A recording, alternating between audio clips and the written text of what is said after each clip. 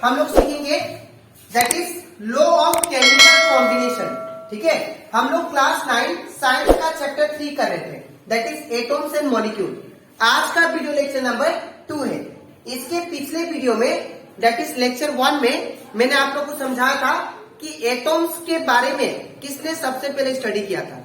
तो एटम्स को एक बार उसको रिवाइज कर लेते हैं। एटम्स को सबसे पहले जो देखा था दैट इज दो साइंटिस्ट थे, दो फिलोसोफर थे। एक इंडियन फिलोसोफर था जिनका नाम था महर्षि कणाद और एक डेमोक्रिटस था जो कि ग्रीक फिलोसोफर थे। अकॉर्डिंग टू महर्षि कणाद कि अगर आप लोग कोई भी मेटर को, ठीक है, अगर तोड़ते जाते हो तो वो तोड़ते दैट मीन्स मेटर को उन्होंने क्या बोला, पदार्थ। ठीक है, अगर पदार्थ को कोई भी पदार्थ को अगर आप लोग ब्रेक करते हो तो ब्रेक करते एक ऐसा स्टेज आएगा कि वो अनब्रेकेबल होगा। वो जो पार्टिकल्स होगा वो अनब्रेकेबल होगा। वो जो पार्टिकल्स अनब्रेकेबल है, जो टूट नहीं सकता, उसको क्या बोला, उन्होंने बोला कि परमाणु है वो। ठीक है, लेकिन अकॉर्डिंग टू ग्रीक फिलोसोफर उन्होंने क्या बोला, उसको इंग्लिश में ट्रांसलेट कर दिया। उन्होंने बोला कि अगर आप लोग मेटर को डिवाइड करते जाओ तो मेटर को डिवाइड करते एक ऐसा स्टेज आएगा कि वो पार्टिकल्स फर्दर डिवाइड ही नहीं होगा, and that particles which is undivisible is called atom. उन्होंने एटम बोल दिया। ठीक है, तो जब एटम का डिस्कवरी हो गया तो सबसे पहले जो साइंटिस्ट आए उन्होंने एक लॉ दिया, that is law of chemical combination.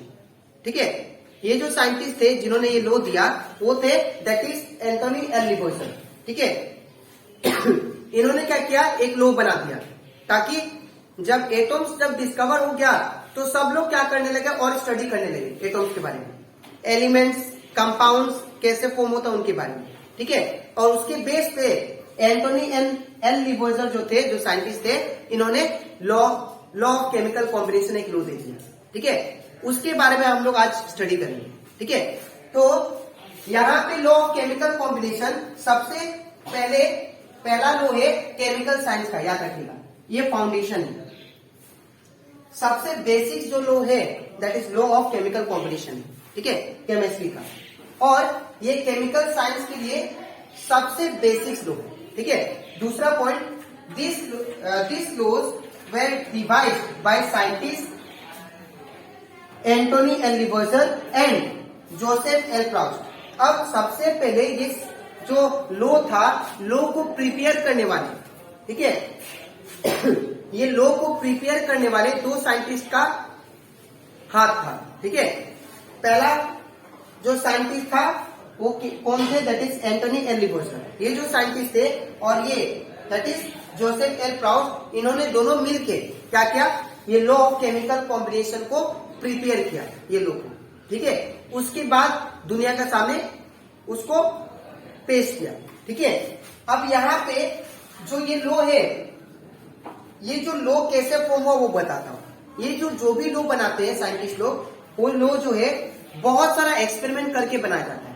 Simply नहीं कि आप लोग स्टडी किए, ऐसा कुछ होता है और आपने डाल दिया। ठीक है, क्या पता वो लॉ आपने डाला गलत भी हो सकता है, इसीलिए बहुत सारा एक्सपेरिमेंट करके क्या करते हैं, इसको डालते हैं। तो वैसे ही जो ये जो लॉ है that is law of chemical combination, इसको बहुत सारा एक्सपेरिमेंट करके ये लॉ बनाया गया है। ठीक है, और इसी के साथ साथ बहुत सारा केमिकल रिएक्शन भी करके ये लॉ को परफॉर्म किया गया, मतलब इसको लाया गया।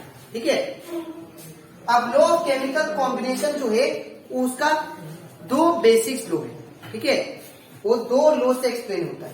पहला है that is law of conservation of मास, और दूसरा जो है लॉ ऑफ कांस्टेंट प्रोपोर्शन। ये क्या होता है, लॉ ऑफ केमिकल कॉम्बिनेशन का इससे ये दोनों लॉ से law of chemical combination explain होगा। ठीक है, अब हम लोग इसके नेक्स्ट स्लाइड में मैं आप लोग को समझाऊंगा कि लॉ ऑफ कंजर्वेशन ऑफ मास क्या है और लॉ ऑफ कांस्टेंट प्रोपोर्शन। ठीक है, तो इसके बाद अब हम लोग पढ़ते हैं that is law of conservation of मास क्या होता है, और हम लोग समझेंगे कि लॉ ऑफ कांस्टेंट प्रोपोर्शन क्या होता है। ठीक है, तो मैंने आप लोग को जैसे कि बताया, सबसे पहले साइंटिस्ट ने जब एटम्स का डिस्कवरी कर दिया तो सारा साइंटिस्ट ने क्या किया, एलिमेंट और कंपाउंड आपस में कॉम्बाइन कैसे होते हैं उसके बारे में स्टडी करने लगे। और सबसे पहले उन्होंने क्या किया, that is law of chemical combination. जो दो साइंटिस्ट थे, एक था एंटनी एल लिवर्जर और दूसरा था प्राउस्ट, ठीक है।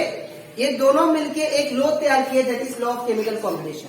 और ये जो लॉ है that is law of chemical combination, ये दो लॉ से डिफाइन होता है, दो मेन लॉ से। पहला जो है that is law of conservation of मास और दूसरा जो है that is law of constant proportion.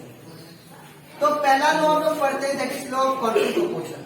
ये लॉ हमें ये कहता है कि जितना टोटल मास ऑफ रिएक्टेंट होगा, जितना मास जो टोटल मास रिएक्टेंट का होगा उतना ही मास प्रोडक्ट का भी होगा। अब आप लोग को समझना पड़ेगा कि रिएक्टेंट क्या होता है, ठीक है। तो रिएक्टेंट के लिए आप लोग ऐसा समझो कि सपोज मेरे पास यहाँ पे एक एग्जांपल दिया कि वाटर है H2 प्लस O2, ये आपको क्या दिया दैट इज H2। जब हाइड्रोजन ऑक्सीजन के साथ रिएक्ट करता है तो ये आपको क्या देता है, वाटर, ठीक है। तो यहाँ पे अगर आप लोग ध्यान से देखो, यहाँ पे हाइड्रोजन टोटल कितना मोल हो गया, दैट इज 4 मोल, ठीक है। वही ऑक्सीजन कितना हो गया, ऑक्सीजन हमारा 2 मोल होगा, ठीक है। और यहाँ पे भी 2 होगा। यहाँ पे अगर देखो आप लोग, हाइड्रोजन कितना मोल हो गया, 4 मोल, और ऑक्सीजन कितना मोल हो गया, 2 मोल। तो अगर आप लोग देखो जो रिएक्शन, ये जो टोटल होता है इनको हम लोग बोलते हैं केमिकल रिएक्शन।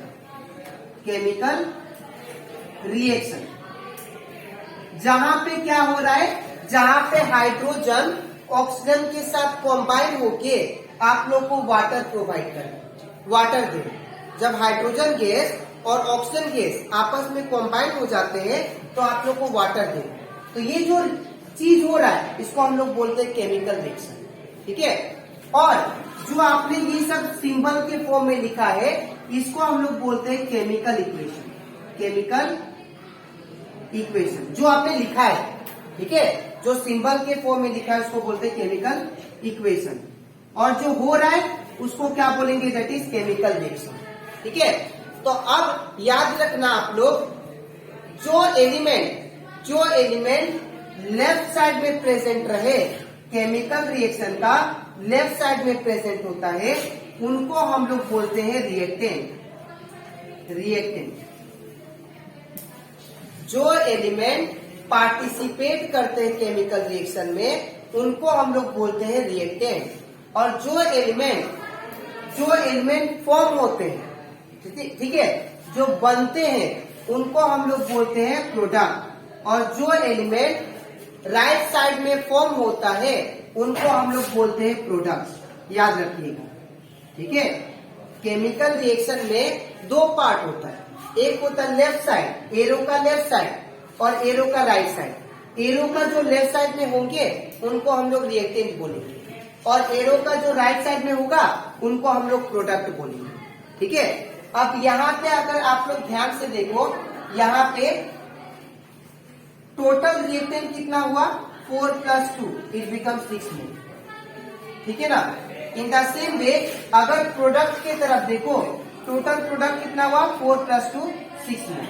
तो इसका मतलब ये है कि अगर आप लोग इनिशियल भी 6 मोल आ गया और फाइनल में भी 6 मोल आ गया, तो that means total mass of reactant, total mass जो रिएक्टेंट का है वही आपका टोटल मास प्रोडक्ट का भी है।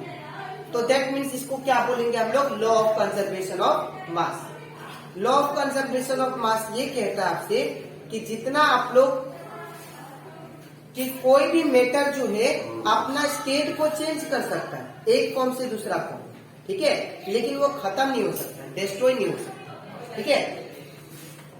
यहाँ पे टोटल मास और एक बात कि जितना टोटल मास रिएक्टेंट का होगा और टोटल मास उतना ही टोटल मास प्रोडक्ट का भी होगा, जैसे कि मैंने यहाँ पे एग्जांपल के थ्रू समझा, ठीक है।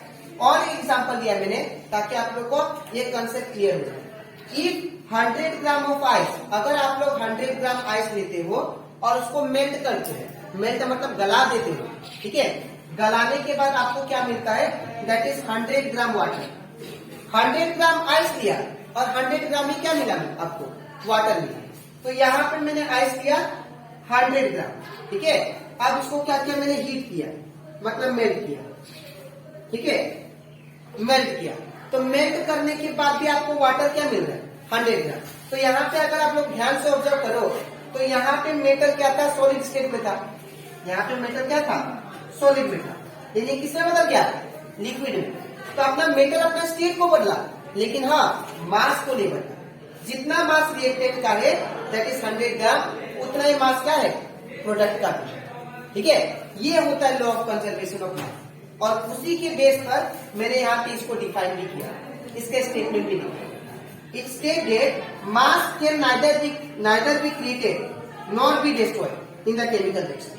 चाहे जो भी केमिकल रिएक्शन हो आप लोग करो, उसमें मास कभी भी कोई भी एटॉम का या एलिमेंट का डिस्ट्रॉय नहीं होगा, लेकिन हाँ वो एक फॉर्म से दूसरा फॉर्म में कन्वर्ट हो जाए, उसका स्टेट बदल सकता है, ठीक है। जैसे कि आइस, आप लोग हमेशा ये इमेज याद रखना, आइस वाला।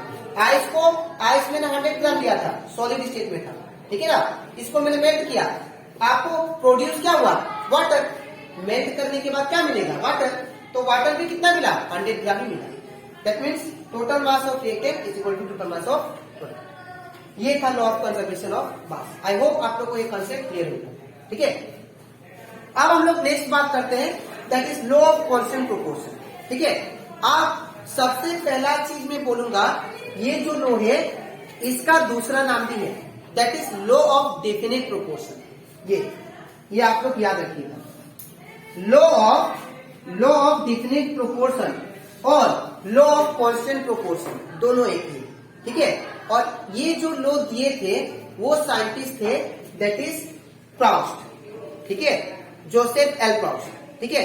ये जो प्राउस्ट साइंटिस्ट थे, इन्होंने ये लॉ ऑफ कांस्टेंट प्रोपोर्शन थे, ठीक है।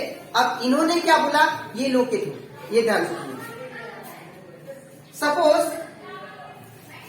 अगर आप लोग वाटर, ठीक है, अगर आप लोग वाटर लैब में प्रिपेयर किए,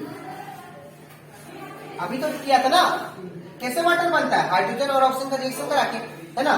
तो जब आप लैब में प्रिपेयर किए ना वाटर, तो आपको क्या मिला, दैट इज वाटर जो लैब में प्रिपेयर किया उसका फॉर्मूला क्या था, दैट इज H2O, ठीक है। वाटर का फॉर्मूला क्या होता है, H2O। तो यहां पे अगर देखो आप लोग, यहां पे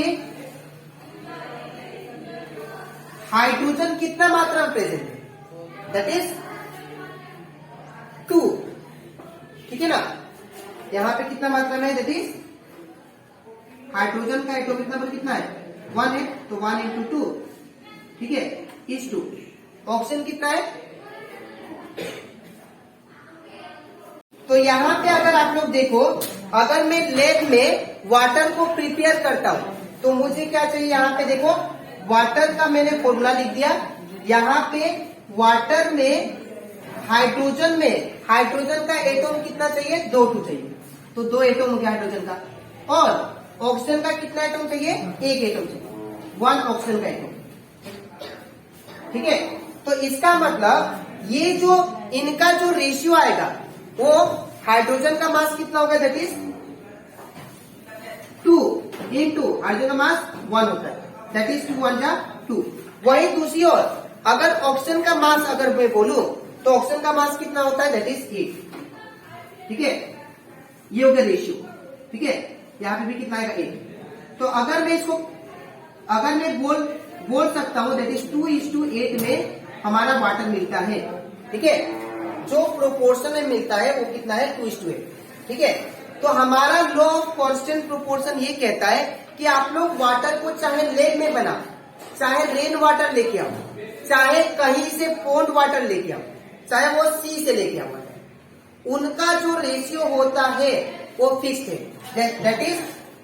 दैट इज अगर वाटर का फॉर्मूला H2O है तो इसका मतलब ये है कि अगर वाटर आप लोग सी से लेके आते हो, पॉन्ड से लेके आते हो, ठीक है ना, पॉन्ड से, या लैब में प्रिपेयर करते हो, तो हमेशा याद रखना कि हाइड्रोजन आपको 2 चाहिए और ऑक्सीजन 1 चाहिए। इनका रेशियो फिक्स्ड है, दैट इज 2:1, इनका रेशियो फिक्स्ड है, ठीक है। अपना सोर्स को भले बदल दो। आप लोग सोर्स मतलब क्या होता है, कहां से लेके आते हैं। तो अगर आप लोग वाटर को कहीं से भी लेके आओ, ठीक है, कोई भी सोर्स से लेके आओ, उनका रेशियो फिक्स है। वाटर अगर हाइड्रोजन 2 चाहिए तो 2 चाहिए, ऑक्सीजन 1 चाहिए तो 1 चाहिए, तभी वाटर बनेगा, अदरवाइज नहीं बनेगा। ये होता है लॉ ऑफ कांस्टेंट प्रोपोर्शन, ठीक है। और इसी के साथ साथ अगर मैं और दूसरा एग्जांपल दूं, जैसे कि CO2, C+O2 बना के क्या देता है आपको, CO2 देता है ना। तो इसका मतलब ये है कि CO2 बनाने के लिए, CO2 कार्बन डाइऑक्साइड गैस बनाने के लिए C कितना चाहिए, 1 चाहिए, लेकिन ऑक्सीजन कितना चाहिए, कितना एटम चाहिए, 2 चाहिए। C का 1 एटम चाहिए, ऑक्सीजन का 2 एटम चाहिए, ठीक है ना। भले आप कार्बन डाइऑक्साइड लैब में बनाओ, कहीं आप लोग कार्बन डाइऑक्साइड कहीं दूसरा जगह से लेके आओ, कहीं से भी लेके आओ, आपको 1 कार्बन 2 ऑक्सीजन चाहिए ही चाहिए, ठीक है। ये होता है लॉ ऑफ कांस्टेंट प्रोपोर्शन, ठीक है। तो ये लॉ ये एक्सप्लेन करता है, this law states that in a chemical compound two or more elements are always present in the same ratio by mass. It does not matter where the compound come from or where prepared it. ये कभी depend नहीं करेगा कि कोई भी अगर compound chemical reaction के through अगर आपको मिलता है, जैसे कि ये कंपाउंड मिला, ये वाटर मिला, चाहे कार्बन डाइऑक्साइड मिला, ठीक है, ये कभी भी डिपेंड नहीं करता है कि आप लोग सोर्स कहां से है इसका, ठीक है। ये इसका रेशियो क्या है, फिक्स्ड है। ये कहता है that is law of constant proportion, ठीक है। तो आई होप आप लोगों को ये दोनों लोग क्लियर हो गया होगा। अब इसके नेक्स्ट वीडियो में हम लोग डेल्टॉन्स एटॉमिक थ्योरी देखेंगे, ठीक है। तो जितना भी आप लोग कॉन्सेप्ट पढ़ा है वो आप लोग अच्छे से इसको क्लियर कर लीजिएगा, ठीक है। और इसका जो लेक्चर 1 था वो भी आप लोग उसको अच्छे से देख लीजिए, ठीक है। तो आज के लिए इतना ही, मिलते हैं नेक्स्ट वीडियो, तो थैंक यू।